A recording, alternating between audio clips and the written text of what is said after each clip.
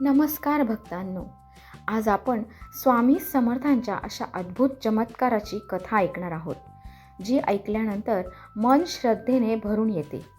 ही कथा आहे एका अशा भक्ताची ज्याच्या आयुष्यात जन्मापासून अंधार होता, पण स्वामी समर्थांच्या कृपेने त्याच्या जीवनात प्रकाश आला. महाराष्ट्रातील एका लहानशा गावात विठ्ठल नावाचा एक गरीब तरुण राहत होता.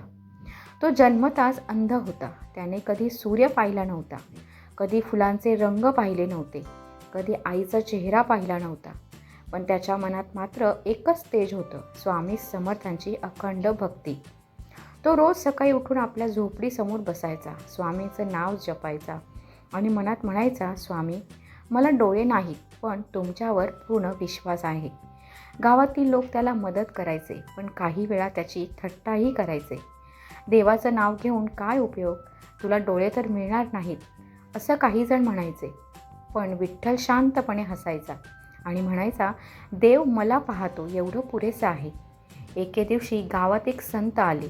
त्यांनी विठ्ठलचा आवाज ऐकला आणि जवळ येऊन विचारलं, बाळा, तुला काय हवं आहे? विठ्ठल म्हणाला, मला काही नको, फक्त स्वामींचा आशीर्वाद हवा. संताचे डोळे पाणावले. त्यांनी विठ्ठलच्या डोक्यावर हात ठेवून आशीर्वाद दिला. त्या रात्री विठ्ठलला एक विलक्षण स्वप्न पडलं. स्वामी समर्थ तेजस्वी रूपात त्याच्यासमोर उभे होते.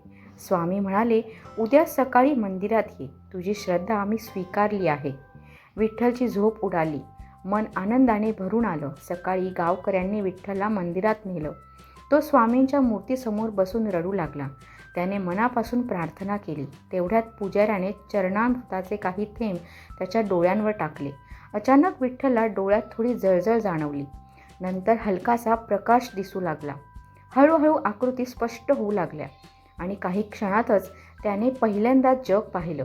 तो जोरात ओरडला, आई, मला दिसतंय, मला सगळं दिसतंय. आई धावत आली, तिला मिठी मारली. संपूर्ण मंदिर जय स्वामी समर्थच्या घोषाने दुमदुमून गेलं. लोकांच्या डोळ्यात अश्रू होते. डॉक्टरांकडे तपासणी केली असता त्यांनीही आश्चर्य व्यक्त केलं. मेडिकलदृष्ट्या हे अशक्य होतं, पण स्वामींच्या कृपेने ते शक्य झालं होतं. विठ्ठलचं आयुष्य पूर्णपणे बदललं. तो आता इतर गरजू लोकांची सेवा करू लागला. तो म्हणायचा, मी डोळ्यांनी पाहतो, पण खरी दृष्टी मनाची असते, ती मला स्वामींनी दिली. ही कथा आपल्याला शिकवते की खरी श्रद्धा कधीच रिकामी जात नाही. देव उशीर करतो, पण न्याय नक्की करतो. जर तुम्हालाही स्वामींवर विश्वास असेल तर कमेंटमध्ये जय स्वामी समर्थ लिहा. व्हिडिओ लाईक करा, शेअर करा आणि स्वामी भक्त चॅनल सबस्क्राईब करा. श्री स्वामी समर्थ.